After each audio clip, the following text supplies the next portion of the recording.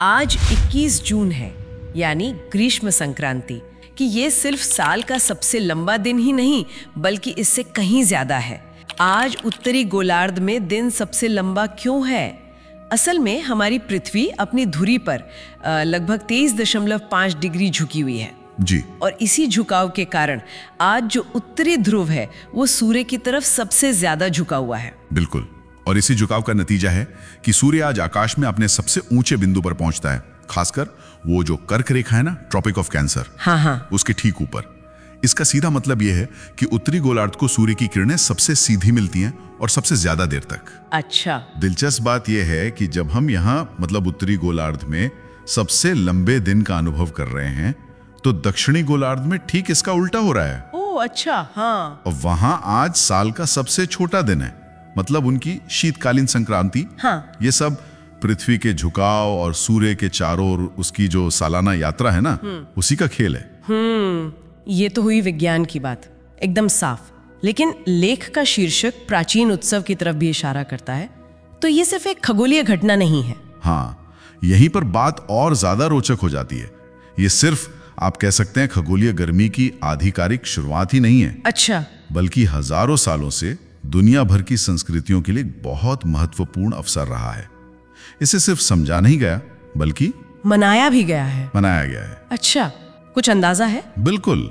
लेख में जिक्र है कि कैसे इंग्लैंड के स्टोनहेंज जैसे प्राचीन स्मारक है ना। हाँ, स्टोनहेंज सुना है। वो शायद इसी दिन के सूर्योदय या सूर्यास्त के साथ संरेखित मतलब अलाइन किए गए थे।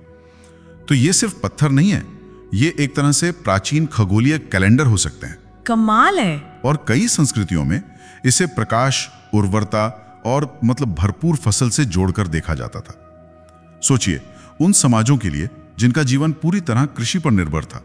हाँ, उनके लिए तो बहुत जरूरी रहा होगा। बिल्कुल। सूर्य की इस चरम स्थिति का कितना गहरा मतलब रहा होगा। ये उनके लिए एक तरह से जीवन और ऊर्जा के नवीनीकरण का प्रतीक था। वाकई कमाल है।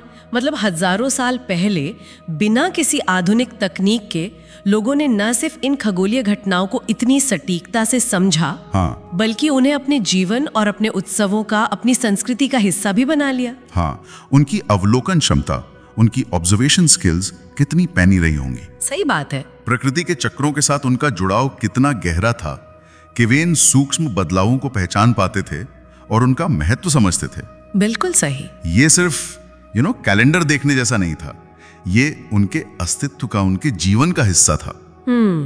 तो कुल मिलाकर आज का दिन सिर्फ कैलेंडर पर एक तारीख नहीं है, ये पृथ्वी के झुकाव का नतीजा है। उत्तरी गोलार्ध में रोशनी का चरम है, गर्मी की औपचारिक शुरुआत है। सही कहा। और सदियों से चली आ रही मानव समझ और उत्सव की एक कहानी भी कहता है। बिल्कुल सही।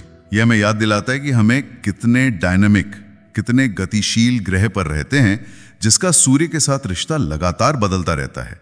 और ये उस सवाल को भी जिंदा रखता है, हाँ, कि बिना आज की तकनीक के हमारे पूर्वजों ने इस ब्रह्मांड को, इन चक्रों को कैसे समझा होगा, कैसे इसे महसूस किया होगा। बिल्कुल, ये वाकई सोचने वाली बात है। तो आज जब आप सब इस अतिरिक्त रोशनी का अनुभव करें तो एक पल रुककर जरूर सोचिएगा उन प्राचीन खगोलविदों और उत्सव मनाने वालों के बारे में जिन्होंने इसी सूर्य को देखकर अपने जीवन को दिशा दी होगी। प्रकृति के इन चक्रों को आज भी महसूस करने में एक अलग ही बात है ना?